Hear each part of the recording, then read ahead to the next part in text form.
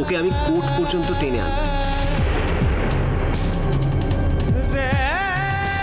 আইনের মাধ্যমে ওর কাছ থেকে মাসোহারা আদায় করে ছাড়ব। দীপু মাথা গরম করিস না। এরকম একটা ডিসিশন নেওয়ার আগে রুমির মতামতটা তো জানা দরকার। সে তো বটেই। এই তো এবার বাড়িতে বিয়ে লাগছে, কত লোক আসবে, সকলের প্রশ্নের উত্তর দিতে দিতে আমার তো এবার প্রাণ বেরিয়ে যাবে যে কেন রুমি এখানে বাচ্চা নিয়ে বসে আছে, কেন ওর বর ওকে এখনো নিয়ে যায়নি। আপনি একবার ভাবুন না। হ্যাঁ সেই তো, লোকজনের আর দোষ কি, তারা তো সুযোগ পেলেই বলবে। সব আমার পোড়া কপালের জন্য, ভোগান্তি তো আমাকে ভুগতেই হবে। বল রুমি, তুই কি বলতে চাইছিস?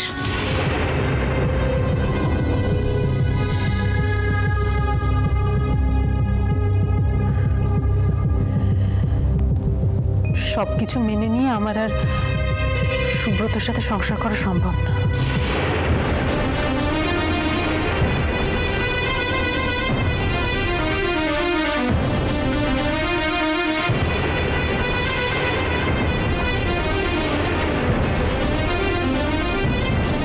এবার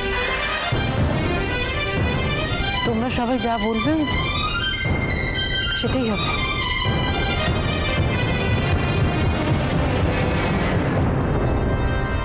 বাবা, তোমরা সবাই শুনলে তো রুমির কথা। এরপর যা করার সেটা আমি করব।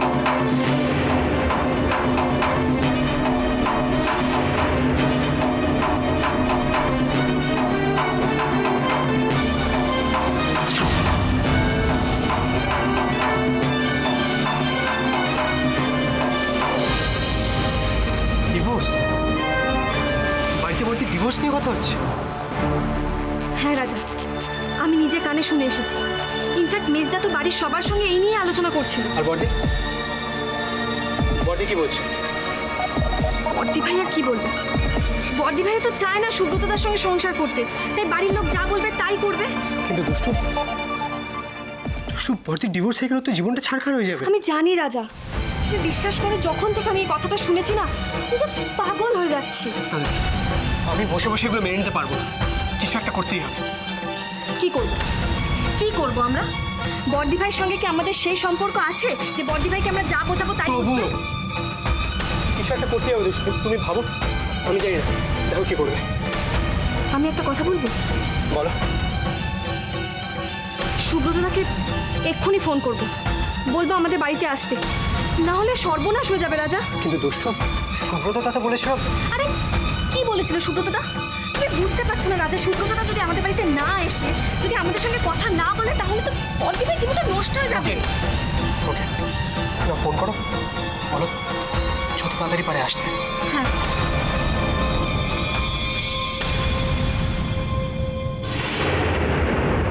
হ্যাঁ দুষ্টু, বলো তোমরা কেমন আছো? বাচ্চাটা, রুমি, সবাই ভালো আছে তো? ভালো নেই সুব্রতদা, কেউ ভালো নেই। এইদিকে একটা সর্বনাশ হতে চলেছে। কি বলছো? সর্বনাশ মানে? মানে এই বাড়ির সবাই তোমার আর বর্দি ভাই ডিভোর্স করাতে চায়।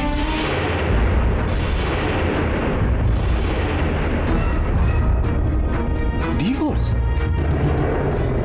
হ্যাঁ সুব্রতদা, আর দেরি নয়, যত তাড়াতাড়ি সম্ভব তুমি চলে এসো, সবার মুখোমুখি হও, নইলে সর্বনাশ হয়ে যাবে। দেখো, আমি তো রুমির শরীরের কথা ভেবেই আমি যাচ্ছিলাম না, কিন্তু পরিস্থিতি যখন এই পর্যায়ে গেছে তখন দুষ্টু আমি নিশ্চয়ই যাবো। হ্যাঁ সুব্রতদা, তুমি এক কাজ করো, কাল বিকেলে চলে এসো। আচ্ছা ঠিক আছে, আমি কালকে বিকেলেই যাবো।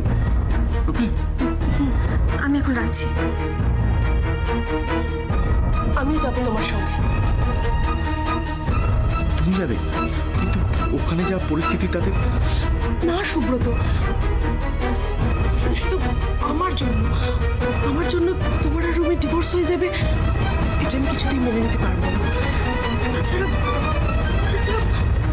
তোমার আমার সম্পর্কটা যে আসলে কি সেটা তো ওই বাড়ির লোকেদের জানাতে হবে। শুধু শুধু শুধু শুধু একটা মিথ্যের জন্য দুষ্টু কতটা কষ্ট পাচ্ছে বলো তো। না, এটার একটা শেষ হওয়া খুব দরকার। যখন এই বাড়িতে কিছু দেওয়ার প্রশ্ন ওঠে না, আমি দেখেছি আগ বাড়িয়ে তুমি সেটার মধ্যে ঢুকে নিজের সমস্ত দায়িত্ব নিয়ে নাও। তুমি কি বড়দার থেকেও কিছু শেখো না? আরে পাগল করে দেবে। আরে যেটা বলবার সেটা বলো না। বাড়ি শুদ্ধ লোকের সামনে তোমার বলার কি দরকার ছিল যে মুন্নির বিয়ের খাওয়ানো দাওয়ানোর সমস্ত দায়িত্ব তোমার? তুমি ভাবতে পারছো 300-350 লোক হবে, সেখানে যদি 100 টাকা করেও প্লেট হয় তাহলে কত হাজার টাকা হয়? শোনো প্রথমেই বলি যে 100 টাকা করে আজকাল খাবারের প্লেট হয় না।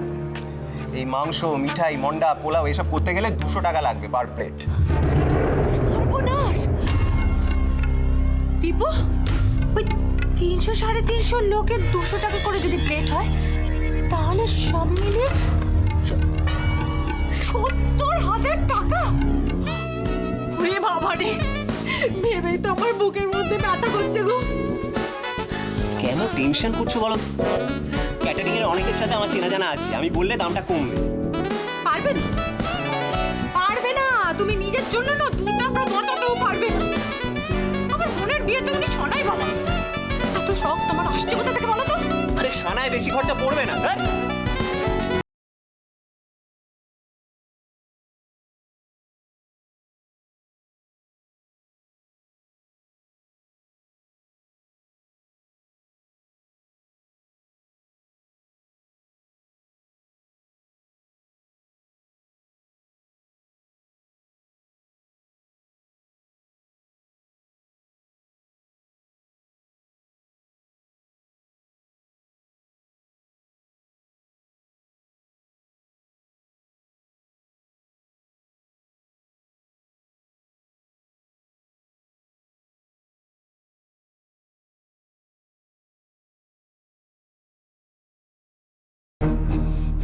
শোনো, ক্যাটারিং এর টাকা তুমি পুরো দেবে না।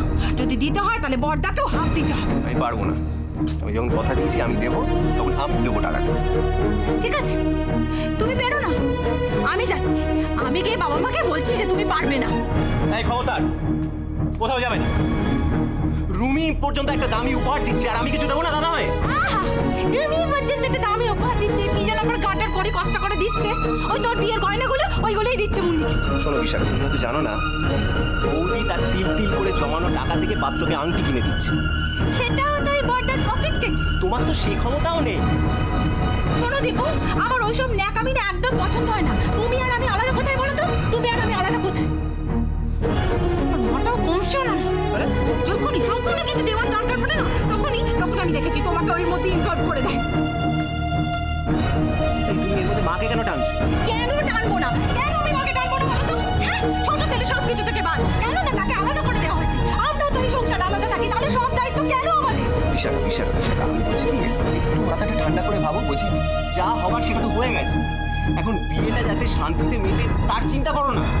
সেই চিন্তা আমি করছি দীপু, কিন্তু দয়া করে দীপু নিজের কথাটা একটু ভাবো। নিজের পায়ে এইভাবে কুড়ুল মেরো না।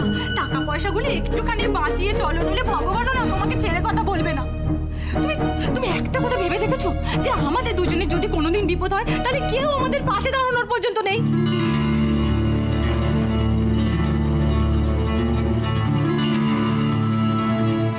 হ্যাঁ, এটা অবশ্য তুমি ঠিকই বলেছো, কিন্তু এখন আমি কি করব বলো তো? তোমাকে কিচ্ছু করতে হবে না। শোনো না, তুমি বাবার কাছে গিয়ে বলবে যে তুমি অফিসে ওই টাকার জন্য অ্যাপ্লিকেশন দিয়েছিলে, কিন্তু অফিস থেকে সেই অ্যাপ্লিকেশনটা নাকচ হয়ে গেছে, তাই তুমি টাকা দিতে পারবে না। না, এটা আমি বলতে পারবো না। এখন যদি বলি তাহলে বাবা বিপদে পড়ে যাবে। কিচ্ছু বিপদে পড়বে না দীপু। গরিব মেয়ে যেভাবে বিয়ে হয় সেইভাবেই মুন্নির বিয়ে হয়।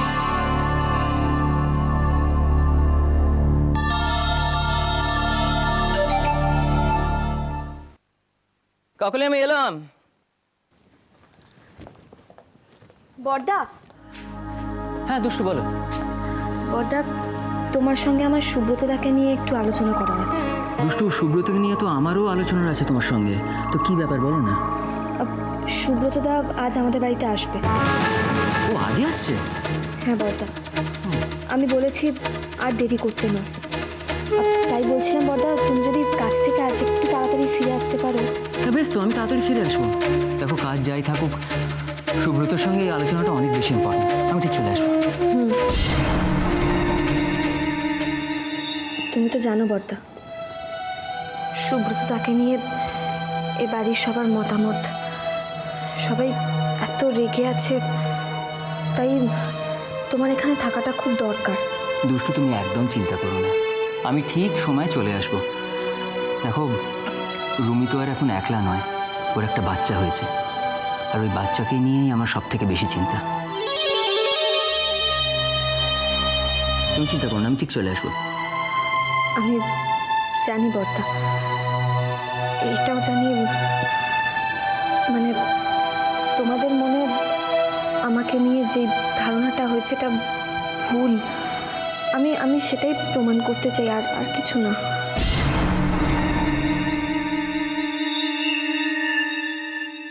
যাই হোক, তোমার হয়তো দেরি হয়ে যাচ্ছে, তুমি এখন যাও, সুব্রত আসুক, ওর মুখ থেকেই সব শুনে নিও। বেশ ঠিক আছে, এগোই তাহলে আমি।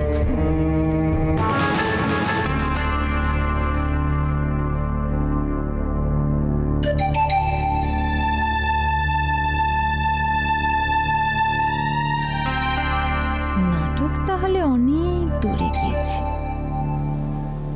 এবার দেখছি দুষ্টু দল ভারী করতে চাইছে। করুক, কোনো লাভ হবে না।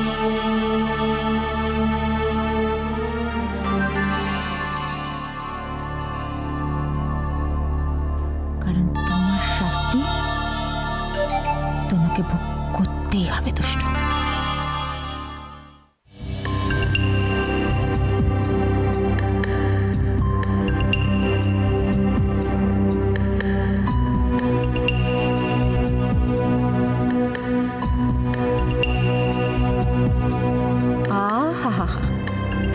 কি অধীর আগ্রহে গেস্টের জন্য অপেক্ষা করছে দুষ্টু। জানে না তো খাল কেটে কুমিরকে ঘরে ডেকে আনছে। বুঝবে বুঝবে, আসতে দাও কুটুমকে। নাটকের শেষ দৃশ্যে তোমার মৃত্যু অবধারিত, কেউ আটকাতে পারবে না। এসো। বাড়িতে আছে সবাই? সবাই আছে, শুধু মেজদা এখন অফিস থেকে ফেরেনি।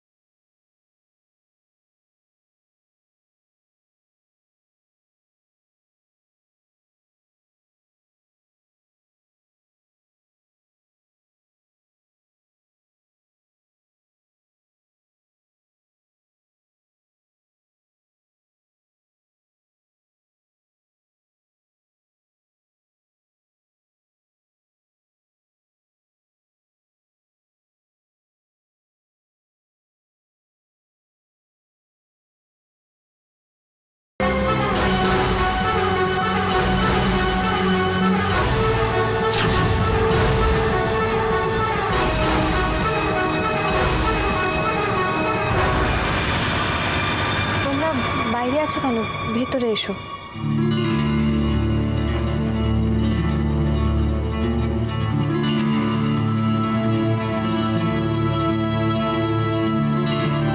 দুষ্টু, বলছি উনি ওইভাবে কেন কথা বলছিলেন?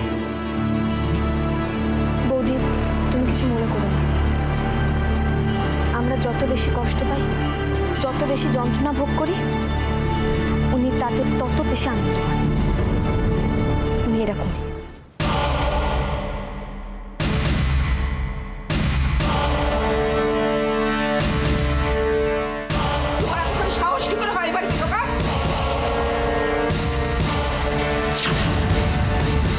ওই দরজা দিয়ে হেঁটে এসে আমার বাড়িতে ঢুকেছো, এত ভারী বুকে পাঠা তোমার। যাও, বেরো বেরো বলছি এখান থেকে। নিশ্চয়ই কিছু বলতে এসছে। কোনো কোনো চরিত্রহীন লম্পট লোকের কাছ থেকে আমার কিছু শোনা দরকার নেই। সত্যিটা তো জানতে হবে। তোমার যদি দরকার থাকে তুমি যাও, যাও ওকে নিয়ে রাস্তায় গিয়ে ওর কথা শোনো। আমি এরকম একটা লোকের মুখ থেকে আমার বাড়িতে দাঁড়িয়ে কোনো কথা শুনবো না। চারু, মাথা ঠান্ডা কর। কাকে কি বলছো একবার ভেবে দেখেছো? হ্যাঁ, ভেবে দেখেছি। কি হবে? আমার মেয়ে সর্বনাশ হবে, তাই তো? আমি আবার বলছি, ওই রকম জামাই থাকার থেকে আমার মেয়ের বিধবা হওয়া ভালো।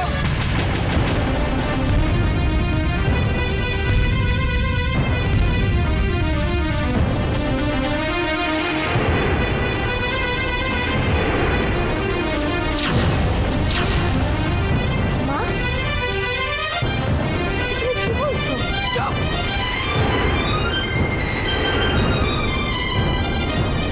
তোমার মুখ থেকে একটা কথাও আমি শুনবো না। এই মিথ্যেবাদীর সঙ্গে দল পাকিয়ে তুমি আমার মেয়ের সর্বনাশ করতে চেয়েছিলে। তোমার লজ্জা ঘেন্না বলতে কিচ্ছু নেই। না মা, আমি কারো সর্বনাশ চাইছি না। যে মিথ্যে ধারণা তোমার মাথায় আছে আমি সেটাই শুধু তোমাকে বোঝাতে চাইছি। মা, তুমি আমাকে ভুল বুঝে আলাদা করে দিয়েছো। হ্যাঁ, আমার খুব কষ্ট হয়েছে, কিন্তু আমি তোমায় কিচ্ছু বলতে পারিনি। কিন্তু মা, বড়দি ভাই কথা তুমি ভাববে না?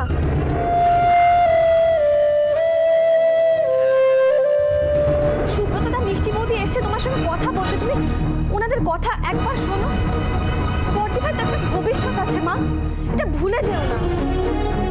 ওই রিসোর্টে সেদিন এই মেয়েটার সঙ্গে সুব্রতকে দেখেই আমি বুঝেছিলাম আমার মেয়ের চরম সর্বনাশ হয়ে গেছে। সব কিছু শেষ হয়ে গেছে। কি ব্যাপার, তুমি এখনো দাঁড়িয়ে রয়েছো? তোমাকে বললাম না এখান থেকে চলে যেতে।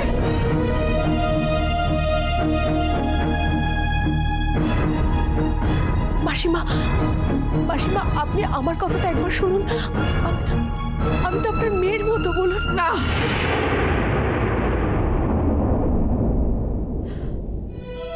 না, আমার মেয়ের এত বড় সর্বনাশ করে তুমি আমার মেয়ে হতে পারো না, পারবে না। প্লিজ মা, তুমি একবার ওদের কথাগুলো শুনে নাও। আচ্ছা বড়দি ভাই, তুমি তো পুরো ঘটনাটা জানতে চাও, তো তুমি অ্যাটলিস্ট মাকে বোঝাও, বলো না কিছু। কিচ্ছু জানতে চাই না।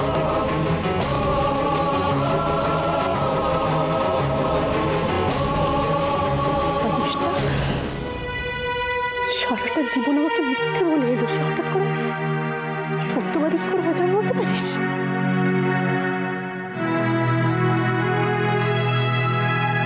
মা, বলছিলাম কি, ওরা তো অনেক দূর থেকে এসেছে, আমি বরং ওদের জন্য একটু চা বানাই। যাই করুক আর তাই করুক, হাজার হোক আমাদের বাড়ির জামাই বলে কথা। চুপচাপ এখানে দাঁড়িয়ে থাকতে পারলে দাঁড়িয়ে থাকো, নইলে যাও নিজের ঘরে যাও। মাসিমা, মাসিমা, আজকে সুব্রত কোনো কথা বলবে না, বলবে না। আমি বলবো, আমার কথাটা শুনুন। আমি মিথ্যে কথা বলবো না মাসিমা। থাক, তোমার চরিত্র সম্পর্কে আমার খুব ভালো করে জানা হয়ে গেল।